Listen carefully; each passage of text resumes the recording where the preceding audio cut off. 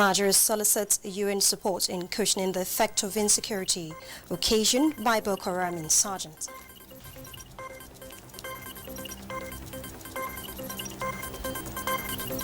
Nigerian police force strengthened to function in line with current security challenges.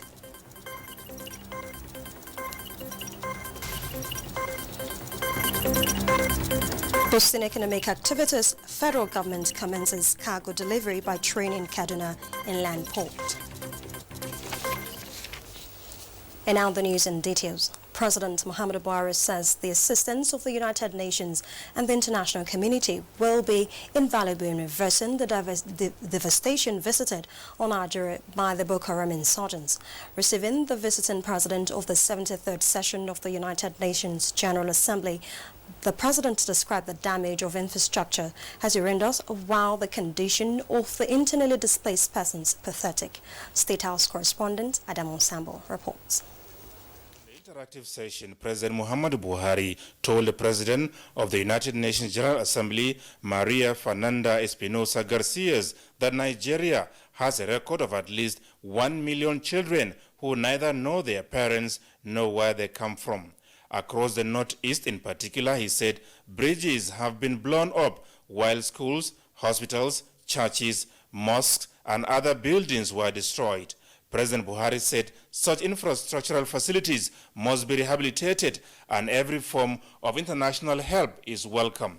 On the need for the recharging of Lake Chad through interbasin water transfer from the Congo River, the president said no fewer than 30 million people are negatively affected by the shrinking lake, with at least half of them being Nigerians. Such an undertaking, he explained, is beyond the financial power of the affected countries and therefore stressed the important role of the international community in the endeavor. The President, United Nations General Assembly, Maria Fernanda Espinosa, while addressing journalists shortly after, commended Nigeria for being a key part of the United Nations system, saying the country is well respected in the global body. Nigeria is very well recognized as a champion of multilateralism, main actor of the UN peacekeeping efforts. Nigeria is also responsible for having declared the 24th of January the International Day for Education.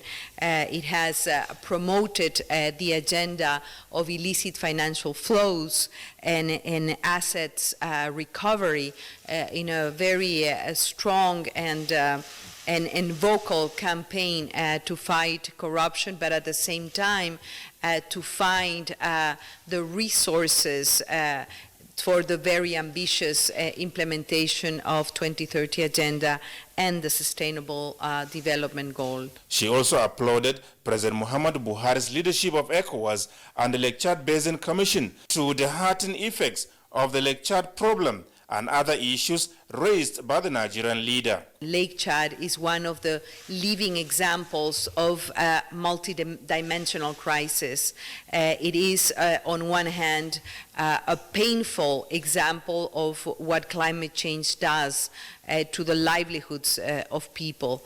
And this, of course, combined with violent extremism, and we know the damaging presence of Boko Haram and humanitarian emergencies because of internally displaced persons. If we succeed to improve the environmental conditions of Lake Chad, if we succeed to bring development and dignity to the 30 million people depending on Lake Chad, then we can say that the international community was able to deliver. And perhaps more importantly, I am here to send the message that the UN matters, that the UN is working hard to improve the quality of life of people, and that the UN does exist to be relevant to the people we serve. The President of the United Nations General Assembly used the opportunity to express formal appreciation to Nigeria for rehabilitating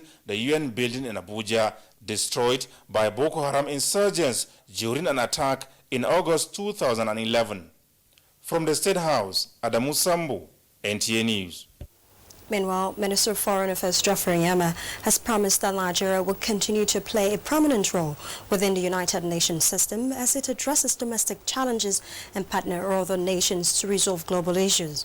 The minister, who met the visiting president of the 73rd United Nations General Assembly, Maria Espinosa Garces, expressed optimism that Nigeria will succeed being given the opportunity to lead the 74th General Assembly. Foreign Affairs correspondent Makut Simon Macham reports. The 73rd General Assembly of the United Nations is in Nigeria to discuss, among other issues, the implementation of the Sustainable Development Goals, regional peace and security, Nigeria and the transition to the 74th General Assembly of the United Nations, among others. This interaction with the Minister of Foreign Affairs, Geoffrey Onyema, raises issues relating to Nigeria's role in global development as well as domestic management, taking advantage of multilateral platforms. We are a government and a country that believes in multilateralism. We believe that in the globalized world of today, the future really rests with multilateralism to address all the various problems and challenges of the world. Maria Espinosa commends Nigeria for playing a key role in regional and international engagements, a development she says makes her suitable for many responsibilities, including the presidency of the 74th United Nations General Assembly.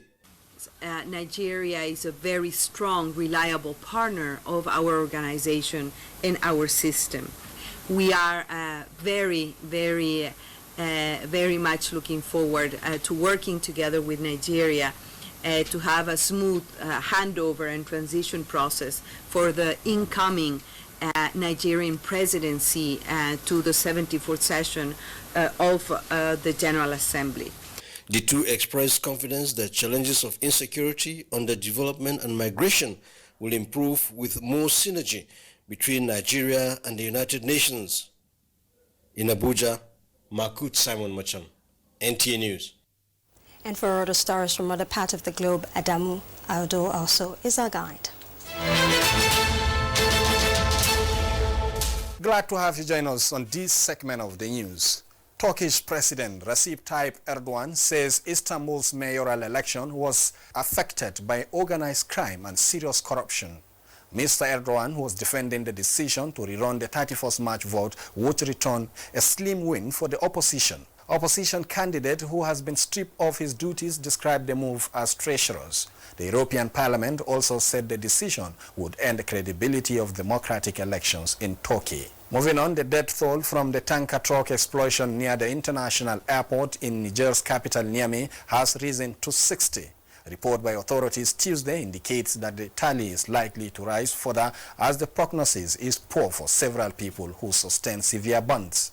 The overturned tanker exploded Sunday night as crowds gathered to collect the 50,000 liters of spilled fuel. Two Reuters journalists jailed for their reporting on the Rohingya crisis in Myanmar walked out of prison on Tuesday, freed in a presidential amnesty after a vigorous global campaign and backroom diplomacy for their release. They were mobbed by media as they stepped out of the Yangon's notorious insane prison after more than 16 months in detention. Reuters editor-in-chief Steve Adler said they are pleased that Myanmar has released their courageous reporters. They were freed in an amnesty that included more than 6,000 prisoners. And that is it from here. Thank you for your time. I am Adwa Demolso. Moving on now, the Nigerian Police Force has reviewed its crime-busting strategy and ready to launch a new approach. This was part of submissions by the Acting Inspector General of Police, Mohammed Adamu, when he briefed the Senate on the state of security in Nigeria. National Assembly correspondent Ignatius Nko reports. Well, on Tuesday, 30th of April 2018, the Senate considered a motion on increasing cases of kidnapping and other security challenges in Nigeria, especially Kaduna State. That motion was moved by Senator Shehu Sani, and then that day the senators resolved that Acting Inspector General of Police to come and brief Senate at plenary on measures that the Nigerian police is putting in place to ensure that these challenges are addressed. And that is actually what happened here today. And we have with us here Senator Kabiru Gaya. He's here to tell us some of the outcomes of this meeting. Thank you once again for joining us. Well, thank you very much. We were so worried today, and we had discussions for almost for 3 hours with the IG of police for two reasons. One, all of us are worried what's the situation happening, not only along Kaduna Road or other places, no, the whole part of the country. He was able to explain as much as he can, and the most important thing he said, which all of us agreed, is that he's given us his words that very soon things will improve, because he has set up another task force that will look into this matter, and that they have a lot of more information that they can work on. We talk about many things. We talk about extortion on the road. We talk about people collecting bribe and so on and so on. We talk about many things on that issue. We talk about people that are highly involved into this matter, highly placed people involved in this issue. So I believe we discussed extensively. The meeting we had today was good, and I hope that he will keep to his words, because I know him as a gentleman. He will keep to his words, and let's see what improvement we can get. But I'm appealing to them that whoever they find wanting in this matter, whether highly placed, either a district head or anybody, irrespective, whoever it is, let them bring you into book. Thank you very much for your time. Thank you very much. Well, the significance of this meeting was actually observed when the Senate had to step down almost all the items on the order paper to enable the Senate have an exhaustive meeting with the Inspector General of Police. Still staying with security matters, the federal government has inaugurated a committee on strengthening internal security framework and community policing. The committee was inaugurated by the Secretary to the Government of the Federation, Boss Mustafa, with a call to members to be diligent and carry out the assignment to enable the Nigerian police force function in line with current challenges. Aldo Adamu also has details. Now, agitation has been on for the establishment of state police as panacea for the endless security challenges facing the country. Despite the resources deployed in tackling the security challenges in the country and the successes recorded by this government, so far the clamor for state police has remained in the front burner. The federal government has therefore decided to address the issues from the fundamental standpoint and has constituted a committee on strengthening internal security framework and community policing. Secretary to the Government of the Federation, Boss Mustafa, said the committee is mandated to study and analyze findings, recommendations and implementation strategies of the Presidential Parley report by NIBS and come up with policy statement for the consideration of President Muhammadu Buhari, among other things. In spite of the significant improvement in the management of the security architecture and in the resultant successes in tackling security challenges, I'm sure you would agree that much more is still required of us. We should be able to come up with a process that will incorporate all the communities. And I think when we do that, the idea of calling for state police will no more be there. For the committee, the assignment would be approached with all seriousness it requires. The inauguration of this committee could therefore not come at a more auspicious opportunity, as we are confident that in this assignment we will ultimately propose pragmatic strategies to strengthen internal security. The committee, chaired by the Permanent Secretary Special Services Office in the Office of the Secretary to the Government of the Federation, Dr. Amina Shamaki, has 2 weeks within which to submit its report. In Abuja, Ado Ademo Also, NTA News. And now to judicial matters. The People's Democratic Party governorship candidate in Osun State, Senator Ademola Adeleke, has been arraigned before a magistrate court sitting in Papi, Abuja, by the Nigerian police force on a 5-count charge bordering an alleged certificate forgery. Senator Adeleke, through his counsel Adeyosoye, urged the court to take cognizance of 2 subsisting orders which were tendered before the court as exhibits given by the Federal High Court and the State High Court in Osun State, restraining the police from arraigning him and also granted him leave to travel to the United States for medical treatment. On this ground, counsel to the defendant urged the court to adjourn the case pending the determination of the ongoing similar trials before the other courts in allowing travel, as he has a flight to board this evening. Prosecution counsel objected to the submission, arguing that the court order did not state that the senator cannot be arraigned. As such, the defendant should take his plea. The magistrate, Mohammed Zuberi, agreed with the prosecution, but also noted that he should not be denied the privilege of traveling for treatment as granted by a High Court of competent jurisdiction. He urged that the defendant should take his plea. After his not guilty plea to all the 5 counts charge, counsel to Senator Adeleke appealed for bail, which the magistrate granted in the sum of 2 million naira, with one surety in a like sum, who must also be resident within the jurisdiction of the court.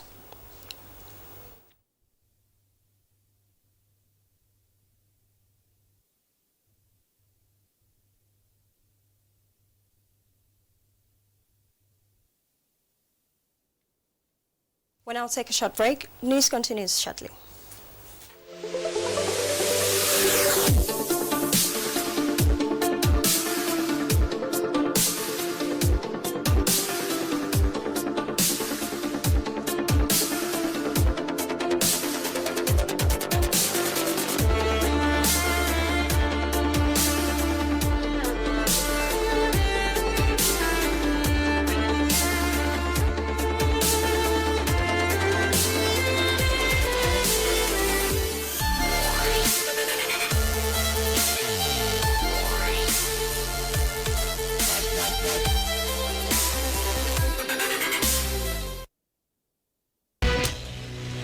NTA International News. Africa as it is. Thank you for staying with us. The conduct of the 2019 general election has continued to draw positive reviews from national and international groups. Saliu Abdullah reports that the Access Nigeria campaign is the latest to express opinion on the exercise, which it feels was independently conducted by INEC. 2 months after the conduct of the 2019 election, proceedings before, during and after the polls have continued to attract global attention in view of the country's importance in building democracy on the continent. Access Nigeria Roundtable. As the nation counts down to the inauguration of the Buhari administration's second term, stakeholders are therefore desirous of a seemingly electoral cycle in Nigeria, as demonstrated in this forum that seeks to evaluate the country's performances so far. There were many milestones in election accessibility and the inclusion of persons with disabilities during the 2019 general election. These milestones include the introduction of the Braille ballot guide. Discussions here centered on how to sustain the momentum and build on the gains recorded. There is also a need for INEC to consult PWDs in the design and implementation of voter education and electoral procedure, policy making and training. We hope to integrate best practices for greater inclusion in advance of the Kogi and Bayelsa off-cycle elections and many more opportunities to help advocate for disabled communities in the future. The roundtable acknowledged the Buhari administration for providing the desired environment that allowed the nation's electoral umpire INEC performed its constitutional duties diligently. In Abuja, Salihu Abdullahi, NTA News. The groundbreaking ceremony for the Nigerian Army project at the Muhammadu Buhari cantonment Giri Abuja turned a bit dramatic as attention shifted to a lingering land tussle between the army and community members. Defense correspondent Ismail Musa was at the event.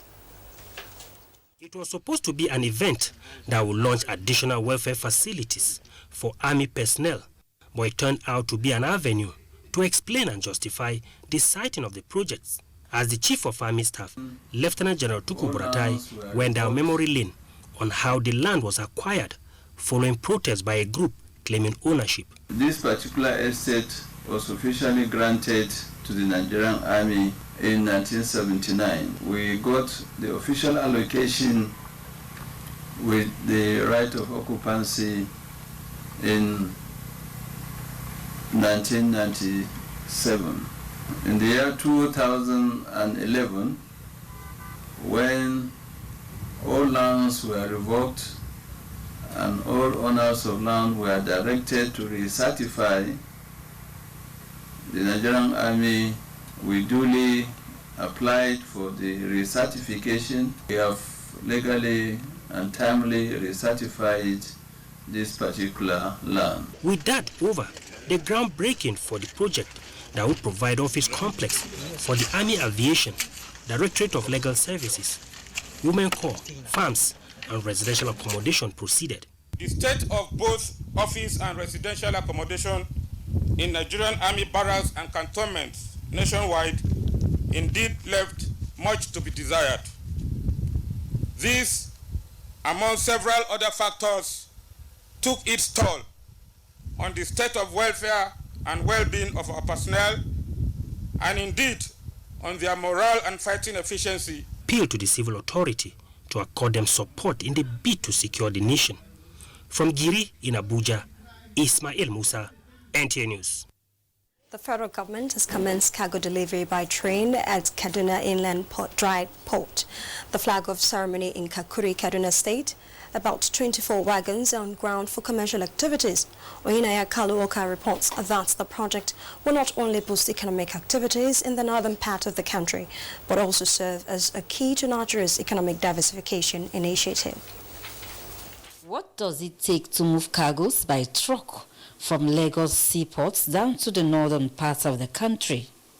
High cost charges, congestions, and delay of about 14 days. 3 weeks ago, we had a trek coming from Lagos to Kaduna. 2 weeks, 2 full weeks. This is not acceptable. With the commencement of cargo delivery by train, all this will be eliminated, as the trip will now take 2 days. This is the first time that a train will be bringing in containers from the Lagos seaport down to Kaduna. And here we have about 20 wagons that is expected to be bringing in an average of 200 containers on a monthly basis. And you can imagine what this means to the economy. More jobs, more revenue, less costs for the importers and the exporters. All of the exporters, they're more convenient. They're doing one-stop. They don't necessarily go down to Lagos and do inspection. Container move from Lagos by road close to about 1 million, whereas it's going to be less than, very less than this. So it reduces the cost of doing business. It will increase patronage. Flagging of the ceremony, Minister of Transportation Rotimi Amechi, represented by the Director of Maritime Services in the Ministry, Sule Galadanchi, and the host governor, Nasiru Ahmed El-Rufai, said the project will not only boost economic activities, but it is a key to Nigerians' economic diversification. But it's a great opportunity. It will create jobs for our young people. It will expand business opportunity. It will also lower the cost of doing business for our businessmen here in northern Nigeria. It's important that the dry port is not only a transportation center, but it should be a hub of economic activities.